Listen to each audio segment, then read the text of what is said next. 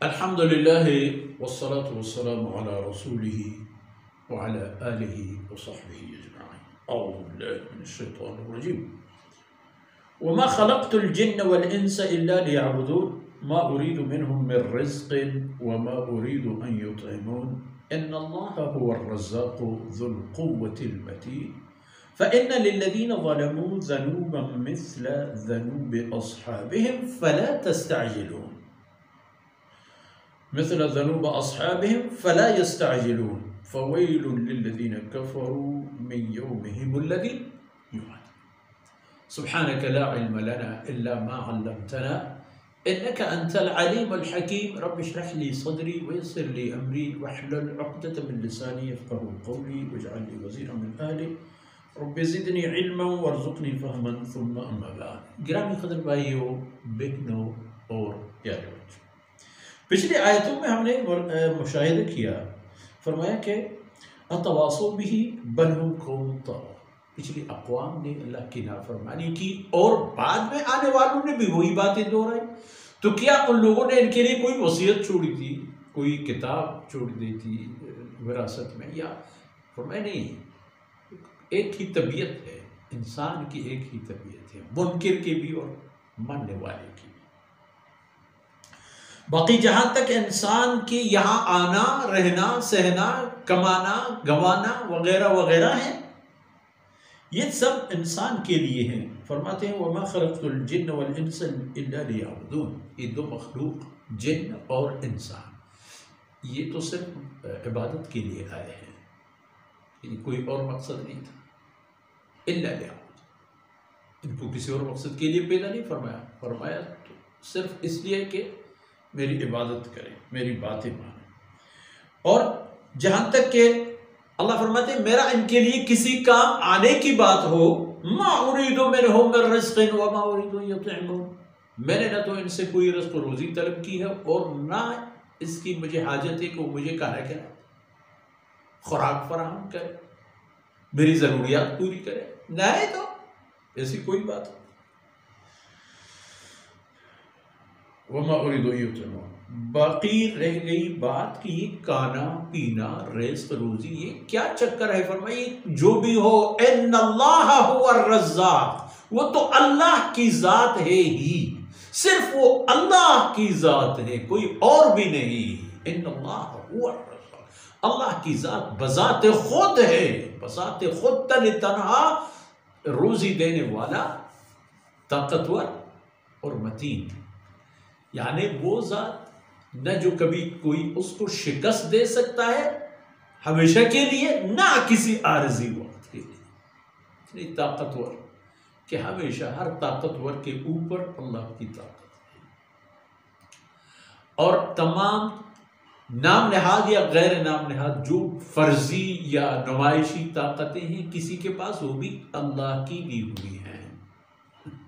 تو وہ ہے اللہ. باقی رہ گئی انسان کی بات. اس زمین پر جو انسان رہ رہا ہے، مانتا ہے کوئی، نہیں مانتا ہے کوئی، اللہ کو چھوڑ کر کسی اور کے پیچھے بھاگتا ہے، کسی کے لیے کوئی قانون نہیں ہے اللہ کے بندگی سے متعلق. اب قرآن کریم میں جو ہم حلال حرام کے حکم لے لیتے ہیں، یہ بھی تو عبادتیں ہیں. جس چیز کی اللہ رب العزت نے کھانا پینا لینا حرام قرار دیا اور ہم نے اس پر عمل کیا، اس پر ہم نے تو اللہ کی عبادت کی. جس چیز کی اللہ نے اجازت دی تھی اور ہم نے وہی کر لی، یہ بھی تو اللہ کی بندگی تھی. اللہ کے کہنے پر بھی تو ہم نے یہی کیا. اور بندے تو یہی ہوتا ہے نا، بندے کا کام یہ جو اسے کہا جاتا ہے وہی کرتا ہے. ہم نے یہی کیا. لیکن فَإِنَّ لِلَّذِينَ ظَلَمُوا، جن لوگوں نے اپنے اوپر ظلم کیا اور اللہ کی بندگی سے اپنے آپ کو دور رکھا. ہاں، یہ سب سے بڑا ظلم پہلے تو انسان اپنے اوپر خود کرتا ہے. تو فرمایا کہ جن لوگوں نے ظلم کیا ان کے لیے ہے ایک حصہ، مثل ذنوب اصحاب، ان کے آقاؤں کے حصوں کی طرح، ان کے احباب اور ارباب کے حصوں کی طرح جو ان سے پہلے گزرے ہیں، قوم نوح سے لے کر آخری انسان تک۔ اور حضرت صلی اللہ علیہ وسلم کے عہد طیبہ کے ماننے والے اور نہ ماننے والوں کی ٹکر سے لے کر آخری انسان تک، ہر منکر اور مجرم کا اللہ کے عذاب سے، اللہ کی گرفت سے ایک حصہ ہے، جس طرح ہم لوگوں کا تھا۔ فَلَا يَسْتَعْجِلُونَ، بولے جلد بازی نہ کریں، موقع آئے تو وہ حصہ آپ کو خود بخود ملے گا۔ فَلَا يَسْتَعْجِلُونَ، جلد بازی نہ کریں۔ لیکن وہ موقع جب آیا، فَوَيْلٌ لِّلَّذِينَ كَفَرُوا مِن يَوْمِهِمُ الَّذِي يُوعَدُونَ، فَوَيْلٌ لِّلَّذِينَ كَفَرُوا، پر تباہی ہوگی، تباہی، ہمیشہ کی تباہی ہوگی ان لوگوں کے لیے جنہوں نے یہ کفر کیا اور اس دن کا انہوں نے انتظار کیا کہ ہماری تباہی کے دن کب آ جائے۔ دنیا میں تو خیر ہو سکتا ہے آخری لمحے تک اللہ موقع دے اور طبعی موت مر جاؤ بغیر کسی عذاب اور مصیبت کی، اور یہ بھی امکان ہے کہ اللہ کسی مصیبت میں اجتماعی طور پر مبتلا کر دے، جس طرح تم اجتماعی طور پر اللہ کی نافرمانی کرتے ہو، جس طرح اجتماعی طور پر مل کر اللہ کی نافرمانی کرتے ہو، اللہ کے احکامات توڑتے ہو سکتا ہے اجتماعی طور پر کوئی مصیبت آن پڑے۔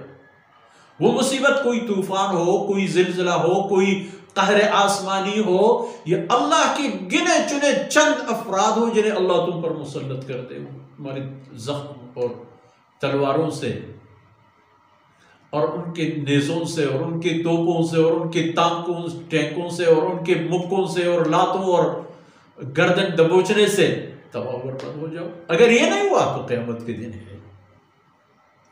فَوَيْلٌ لِّلَّذِينَ كَفَرُوا مِن يَوْمِهِمُ الَّذِي يُوعَدُونَ، اس دن کے متعلق ان کے لیے تباہی ہے جس کے انہیں وعدہ دیا گیا ہے، اللہ کی گرفت دنیا میں، اور اگر دنیا سے بچ گئے تو آخرت میں، پھر اس دن ان کے لیے تباہی کے علاوہ کچھ اور نہیں ہے۔ اور ویل جہنم کے ایک مقام بھی ہے کہ ایسے لوگوں کی جگہ جہنم میں وہ مخصوص جگہ ہے کہ جہاں سے جہنم بھی خود پریشان ہوتا ہے اور جہنمی لوگ بھی اس سے پریشان ہوتے ہیں۔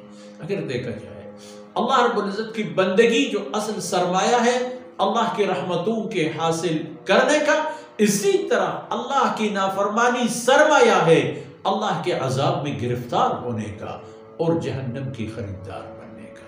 اس معروضات کے ساتھ ہی یہ مبارک صورت بھی مکمل ہو گئی اور آج کی باتیں بھی اختتام پذیر ہو گئی۔ اللہ رب العزت کوتاہیوں سے درگزر فرمائے۔ وصلی اللہ علی نبینا محمد وعلی آلہ وصحبہ اجمعین۔